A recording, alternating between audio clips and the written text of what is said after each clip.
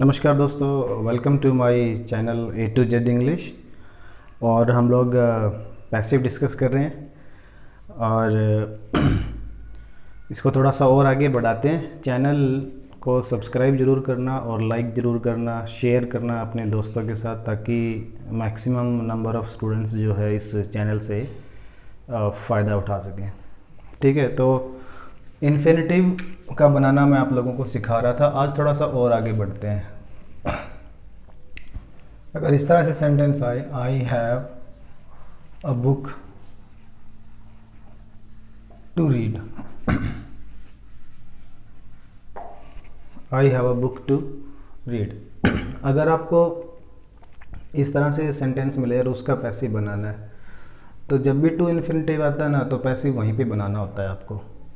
अगर मुझे इसका पैसिव बनाना हो तो बहुत आसान है, यहाँ तक सेम रहेगा। आई हैव अ बुक, उसके बाद टू, और फिर एकदम उसी तरीके से बी लगाओ और इसकी थर्ड फॉर्म कर दो read. I have a book to be read. ठीक है, एक सेंटेंस और ले लेते हैं। She has some clothes to wash. इस तरीके से आया। फिर इसमें टू इन्फिनेटिव है। अभी इस लड़की के पास कुछ क्लोथ्स हैं जो इसको धोने हैं। यहाँ तक सेम रहेगा। शी हैज़ सम क्लोथ्स, आगे टू और फिर बी और फिर इसका कर दो वॉश्ड। टू इन्फिनिटी जब भी आता है, टू के बाद बी लगाओ और उसके बाद जो वर्ब है उसकी थर्ड फॉर्म बना दो, पैसिव बन जाता है। She has some clothes to be washed. एक सेंटेंस और लेते हैं। They had a gift to offer. They had a gift to offer. उनके पास एक गिफ्ट था, ठीक है, और वो गिफ्ट उनको ऑफर करना था, देना था।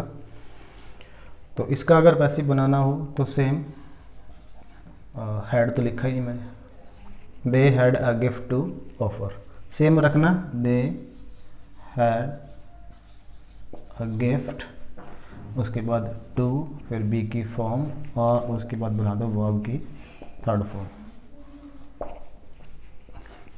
दे had a gift to be offered.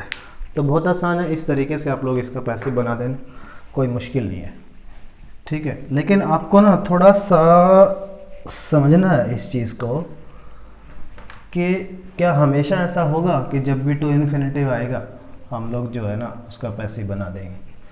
ठीक है, मैंने एक चीज़ बताई थी, जब भी आप पैसिव बनाओ ना, मीनिंग सेम रहना चाहिए। जैसे they have a guest to serve. ठीक है, they have a guest to serve. एक, अब ये जो एग्जाम्पल है ना, इसका पैसिव बनाएंगे हम, सेम तरीके से बन जाएगा। क्यों बन जाएगा? एक पिछला एग्जाम्पल लेता हूँ जो मैंने लिया था। I have a book to read.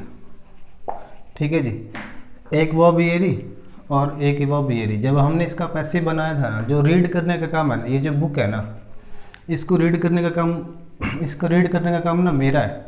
ठीक है, ये जो रीड करने का काम है ना मेरा है। ठीक इसी तरीके से इसका पैसे बन गया पैसे। ठीक इसी तरीके से जो टू सर्व है ना, जो सेवा करनी है अपने को, वो गेस्ट की करनी है। किस, ठीक है, वो गेस्ट करने का काम किसका है? सब्जेक्ट का है। जब टू इन्फिनेटिव आता है, जब आपने सब्जेक्ट लिखा, उसके बाद हैव की कोई फॉर्म आई, उसके बाद ये नाउन आया, और उसके बाद जब भी हम टू इन्फिनेटिव लिखेंगे और वो टू इन्फिनेटिव में कोई भी काम हो, उस काम को अगर सब्जेक्ट कर रहा है तो आप बी लगा के आराम से बना दो, कोई दिक्कत नहीं है। जैसे इसका बनेगा I have a book to be read, same उसी तरीके से इसका बन जाएगा दे हैव ए गेस्ट, उसके बाद आ जाएगा यहाँ पे टू, फिर बी सॉफ्ट भी उनका गेस्ट आया है तो उसकी सेवा करनी है, सब्जेक्ट को ही करनी है, इन्हीं को सेवा करनी है, गेस्ट की सेवा किसको करनी है, इन्हीं को करनी है। लेकिन अगर यही सेंटेंस ऐसे होता, they have a servant to serve, ठीक है। अब देखो ये जो वर्ब है ना इसका सब्जेक्ट ही है, लेकिन अब जो सेवा करनी है ना, वो सेवा करनी है ना इस गेस्ट इस सर्वेंट को करनी है। ये जो काम है ना सेवा करने का, काम करने का, ये सर्वेंट को करना, ना कि सब्जेक्ट को करना। यहाँ पे नहीं कर पाओगे आप।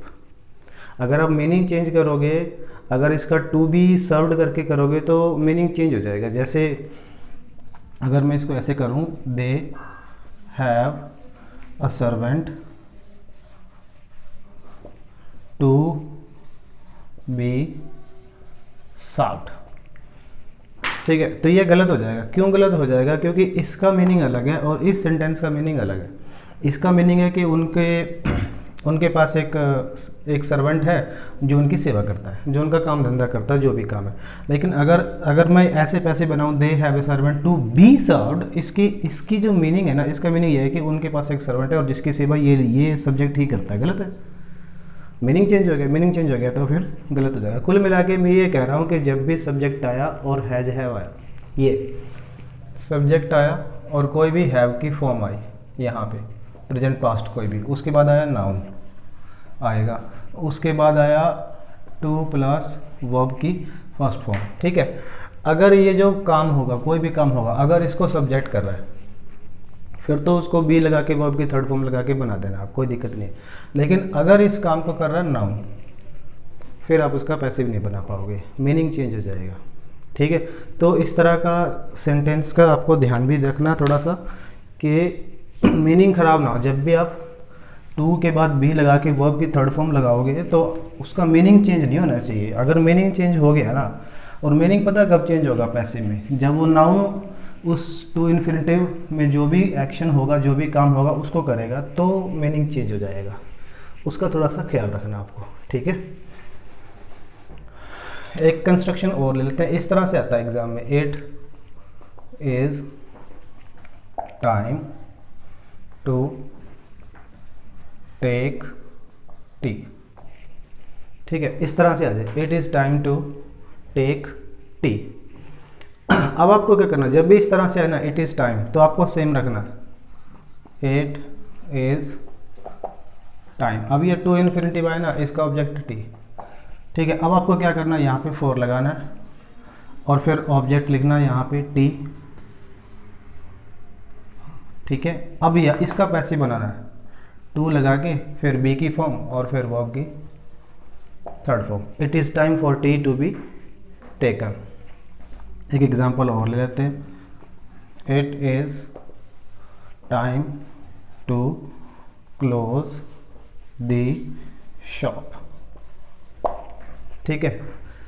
इसका अगर हमें पैसे बनाना है तो सेम रखना, यहाँ पे लिखना सेम, इट इज़ टाइम, ठीक है। उसके बाद ये जो टू इन्फिनिटिव आया है ना, इसका ऑब्जेक्ट है द शॉप, उसके आगे फॉर लगाओ, फॉर द शॉप, उसके बाद टू, फिर बी की फॉर्म और उसके बाद वर्ब की थर्ड फॉर्म क्लोज्ड। इस तरीके से बना देना आप, बहुत आसान है, कोई मुश्किल नहीं है। तो जुड़े रहो मेरे साथ, हम लोग इस तरह की चीज़ें डिस्कस करते रहेंगे और जैसे ही ये फिनिश होता है फिर हम थोड़ा सा स्पोकन पे ध्यान देंगे, ठीक है। मैं चाहता हूँ कि आप लोग सब सीखो और जल्दी मिलते हैं एक और लेक्चर के साथ। Thank you.